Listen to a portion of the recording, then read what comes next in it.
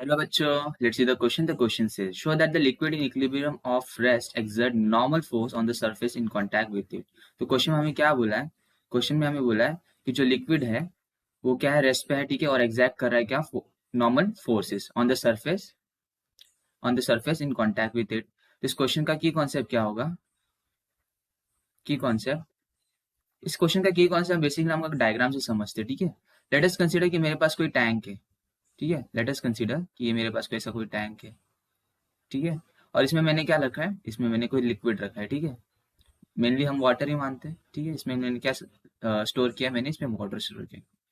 अब मुझे find out करना है, मुझे ये शो करना है कि जो ये लिक्विड है ना, जो इस पे बॉटम में फोर्स डाल रहा है वो कैसा होगा, वो नॉर्मल होगा, यानी कि just perpendicular to the surface.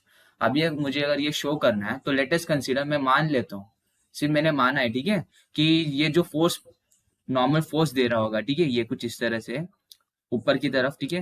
Let us consider कि मैं मान लेता हूँ कि नॉर्मल फोर्स किसी पर्टिकुलर एंगल पे दे रहा है, ठीक है। मैं जस्ट शो करने के लिए इसको जस्ट मान लिया, और वो एंगल जो मेरे बॉटम से बनाएगा वो कितना एंगल होगा, थीटा। ये नॉर्मल फोर्स दे रहा है, ठीक है, ऊपर की तरफ। मुझे बोला है नॉर्मल फोर्स के बारे में ऑन द सरफेस, ठीक है। तो लेट अस कंसीडर कि नॉर्मल फोर्स कितना होगा अगर इस थीटा पे अगर मैं नॉर्मल फोर्स ले लूँ, ठीक है, मैंने जस्ट रेफरेंसली माना है। तो इस डायरेक्शन में कौन सा अगर कंपोनेंट में ब्रेक करूंगा तो इस डायरेक्शन में कौन सा फोर्स आ जाएगा, वो हो जाएगा एन कॉस थीटा। और परपेंडिकुलर डायरेक्शन में कौन सा फोर्स आ जाएगा, वो आ जाएगा एन साइन थीटा, ठीक है। तो ये हमने जस्ट कंपोनेंट्स में ब्रेक कर लिया। अब हम जैसे जानते हैं जो हमारा लिक्विड है वो स्टेशनरी, यानी कि वो फ्लो नहीं कर रहा, ठीक है, वो जस्ट रुका है। अगर वो रुका है यानी कि मैं बोल सकता हूँ जो मेरा हॉरिजॉन्टल कंपोनेंट है वो किसके बराबर हो जाएगा, वो जीरो के बराबर हो जाएगा, क्योंकि मेरा जो लिक्विड है वो स्टेशनरी है, वो फ्लो नहीं हो रहा है, वो जस्ट रेस्ट पे है। और फोर्स एग्जर्ट मुझे पूछा गया है कि नॉर्मल फोर्स कितना होगा। तो अगर मैं इसका हॉरिजॉन्टल कंपोनेंट को जीरो के बराबर कर दूं तो कॉस थीटा जीरो किसके बराबर हो जाएगा, कॉस थीटा अगर मैं जीरो के बराबर कर दूं तो यहाँ से मैं बोल सकता हूँ कि जब मेरा थीटा कितना होगा, 90 होगा, तभी जाके मेरा जो कॉस थीटा होगा कितना होगा, जीरो के बराबर।